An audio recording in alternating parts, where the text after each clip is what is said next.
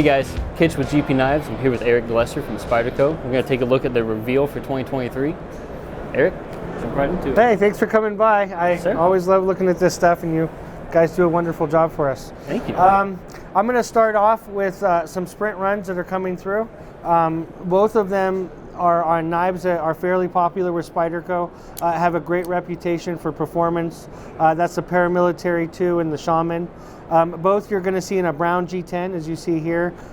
They also have a slight tumble finish on these. Really, the unique feature on these knives is the 15V.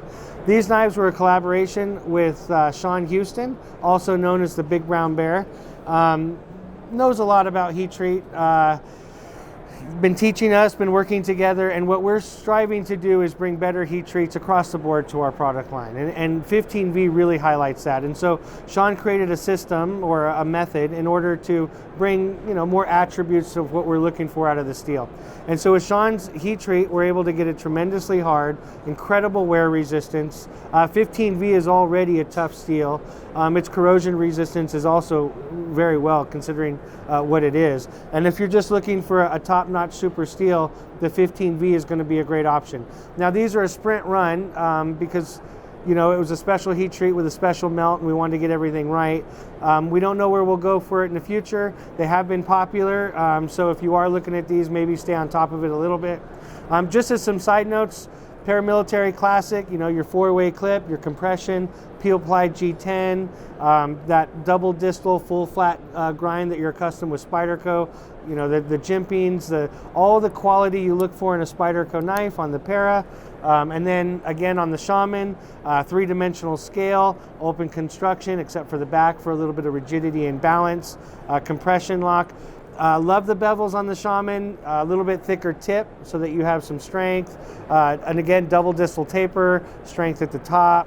But all in all, these designs have been on the market a little while. They have a good reputation, and I'm probably just touching the surface of some of the good attributes of these two designs.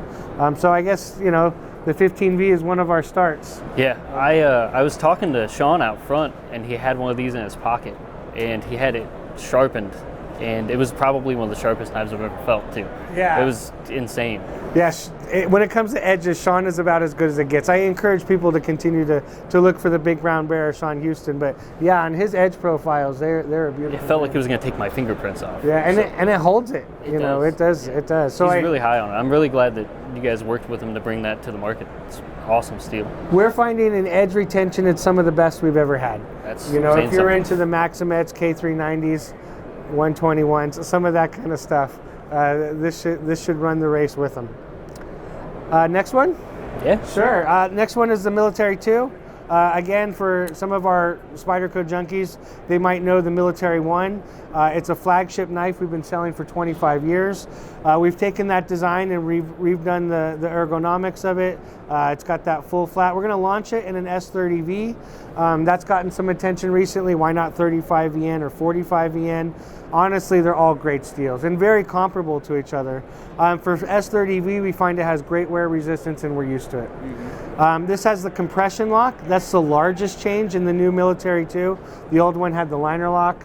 Compression locks give you that additional strength over the liner lock because it puts metal between the blade and that stop pin. Peel-plied G10. This goes to a 4-way clip. For a lot of military folks, that's a plus. The old Military was only a tip-down option. It does come tip-down out of the box, unlike a lot of our other knives, but it gives you additional options. But all in all, that compression lock, the new ergos, the new construction, it brings more performance. The big thing on this that I'm excited about is it's a lower price. The old Military, after 25 years, had some outdated processes and systems of manufacturing. And so this one has an MSRP level of $60 less. Wow. But brings a lot more value in its performance to the market. And so, I'm hoping that gains a little traction and the market appreciates what the new Military 2 brings to the plate. Definitely. I'm really excited for the 4-way clip also. The compression lock is awesome, but I remember back in the day, guys used to buy the titanium ones and have them milled to be tip up. So it's really neat to see that come back, kind of come full circle with everything. And just as a quick, you can see that size difference on the Para 2 to the Military. So it's definitely good options for size. Jumping to the next one? Yes, sir. All right. The next one's been on the market a little bit, but we're going to be offering it in a K390. This one is black VG10 because the prototype for the K390 is not quite done. It will be in the same blue as you have here as a comparison. The Lil Temperance, again, if you know, Spyderco has a good reputation. We've made multiple variations through the years. This one is a lightweight. The former models were G10. What really makes this unique is that 3-inch blade and that thick stock. With a lot of Spydercos, in fact, just the ones I've shown, for the handle, we don't get that edge all the way back to the handle, and oftentimes we have that 4-finger choil. And a lot of knife fans like a knife that has a generous guard and the edge gets all the way back. And so if you're looking for that type of knife, this is a good option. It can hold regular, reverse, you know, just about any way you want to hold this thing, it should fit the hand fairly well. It was designed with bidirectional texturing, a little dish if you want to do some reverse grips in there. Compression lock. For us, on a lightweight knife, we're excited about the compression lock because it brings a lot of strength. You know, we're accustomed to black locks for lightweights, which also bring a lot of strength, but the compression lock just brings it to a whole new level. We're launching in VG10 already. The K390 is a super steel, in my opinion, just like we were talking with 15V. Gets an incredibly hard Rockwell, you know, great corrosion resistance. Wear resistance is damn near off the charts. One of the things I love about K390 though is it gets a patina. Yes. And so through the use of your knife, you know, not only does the patina add corrosion resistance, but it gives it a unique look. And with K390, we're adding teeth. And a lot of these super steels, if you will, like 15V, in fact, 15V might be able to hold teeth too. But in, you know, Maximet, 121, ZDP 189, you know, you start getting to those really high Rockwell steels, they're too brittle to make teeth out of. But with K390, we're going to offer it in serrations because it just bites right through it. Yeah, that's awesome. I've got several of your guys' knives in K390 and I love all of them. I really like how the patina, I like all that stuff. I'm excited to see it keep going. Yeah, and we're going to keep going. So if you do like it, expect more of it. Awesome. Because we're all in on the K390 bandwagon. Another thing, you know, I hate to keep talking about pricing, but I'm going to. For the Japanese product, we are holding pricing this year. In a world of inflation, you know, that's tough to say. For sure. And we've been making knives in Japan now for 40 years. Great relationships, incredible quality. And through the years, I can remember, you know, through the 80s and 90s, the yen wasn't quite as strong as it once was. And over the last couple of years, because of the world state, you know, frankly, the yen has lost some ground on the dollar and some other things. And so we're able to bring these high quality knives to the market and maintain pricing on our Japanese line. Now, on some knives, like a lot of our American product, they do have to go up a little bit. And on some of it, it's even going down some. But with Spyderco, we really try to have fair pricing in there. And for the Japanese product line, we're going to be holding pricing. So we hope you get good value for your dollar on that. Of course. I guess next is the Enuff 2. Is that okay? Enuff 2 sounds good. Again, Spyderco fans might know the knife called the Enuff. When we launched the Enuff, we launched it as a fixed blade that's just enough. You don't need it anymore. Then we made a bigger one. So I guess it wasn't quite enough, and we had to add a little bit more. Though the Enuff is more classic, than enough. Yeah, more than enough. This is definitely more than enough. We do make it in VG10, so we're going to make it in K390 and in blue. As a sheath, what's unique to this one is it does have an additional strap, but if you know Spydercos, when you put in our sheaths, they snap. I think you can hear it. We do have a nice thumb push off, so if you're not trying to yank it out of the sheath, you can draw it a little bit slower and softer, or you can just pull the thing. In some instances, we've got some requests for a secondary retention where it's really not going to fall out, depending on what your activities are. So it does have a leather strap with a little peg that you can wrap that around and securely fasten it. Some people may like it, some people might not, but it gives you the option. The G-clip is reversible. You can put it up, down in many different positions, but the sheath should offer you a lot of options moving forward as well. So yeah, the Enuff 2. I like that one a lot. It is more than enough, for sure, especially in K390. Yeah, and with the the blade thickness and with the length, because it's the same thickness as the original Enuff. Yeah. You're really getting that reach out and that slice. Yeah, it's super slicey. It feels sharp. Looking at it, it looks sharp. And we're very proud of our bevels and our grinds.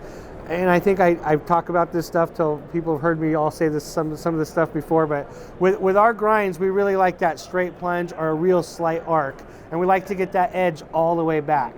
And some people have a real large arced plunge, or they have a choil in there. Oftentimes that loses edge, really, and can be hard to resharpen or even snag stuff when you're cutting. And so for something like this knife, you get a lot of cutting power all the way to the back. Not always easy to manufacture, but we embrace it and we do a good job at it. A great job, honestly. So yeah, those are some of them. I'm going to go into a little bit of a lower cost reveal that we've done. The first two I'm going to go into were designed by a gentleman in the Netherlands. His name is Stok. Some people might have call it Stok, and even looks like Stok. Frankly, the Dutch have a unique language. In Europe, though, little fixed blades is becoming more and more popular, and I guess, frankly, throughout the whole world. Knives that you can clip carry, that you can whip open, or even can appear out of nowhere because they were in your hand. Some people are shying more and more away from. So some countries are looking for a little fixed blade that people carry on the outside. That way you can see it and it's not aggressive. And so with this knife, we make it in two blade shapes. One has damn near a full flat, a little bit different tip. If you're looking, for some strength at the tip, this one will be a great option.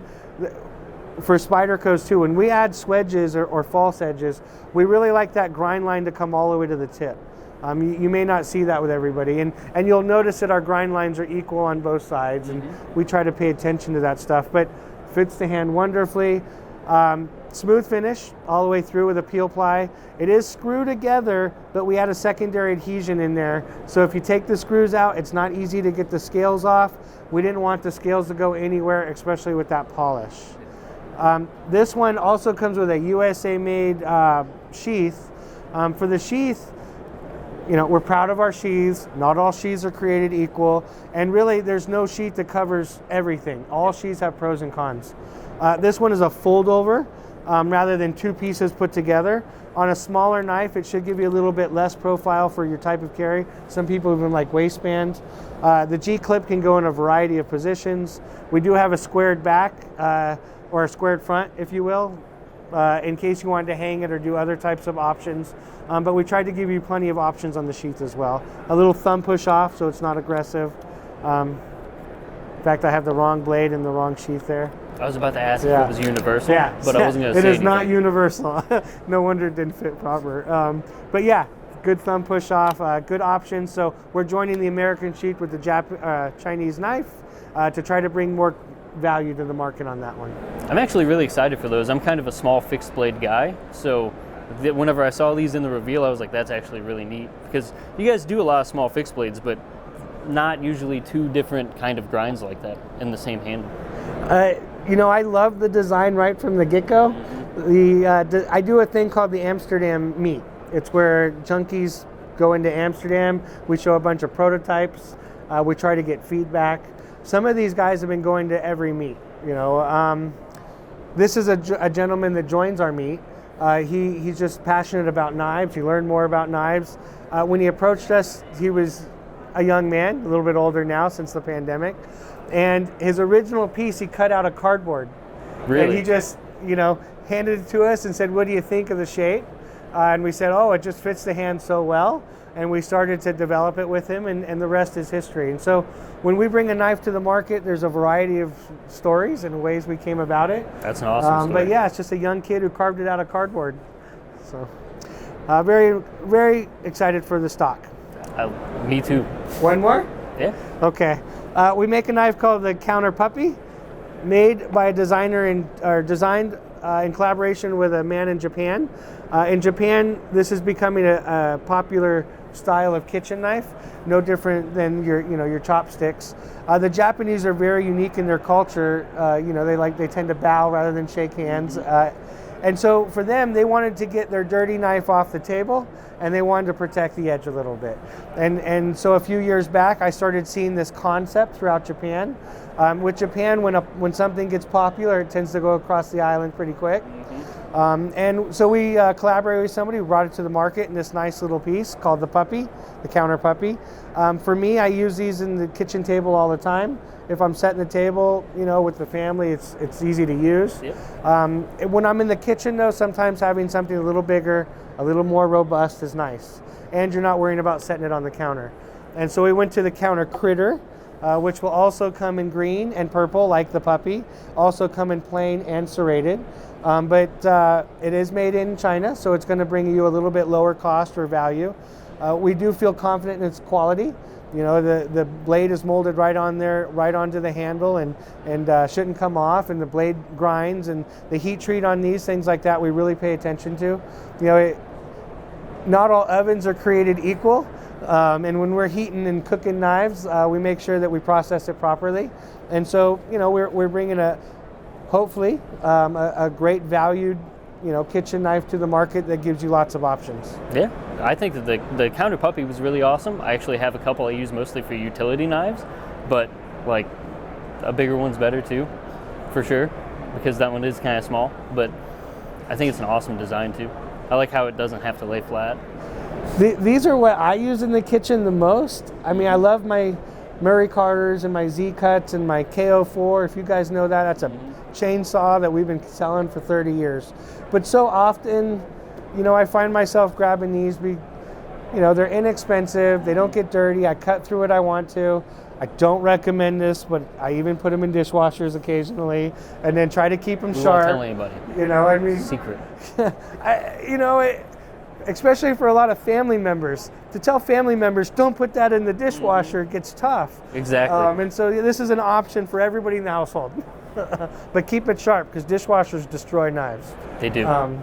But yeah, so we used a little bit higher chrome steel on this because we knew it was a lower, you know, valued knife, if you will, and that people might dishwasher it and do other things with it. And so compared to the rest of our kitchen line, this is the highest chrome steel because of that. That's awesome. Yeah, we hope it gets good use.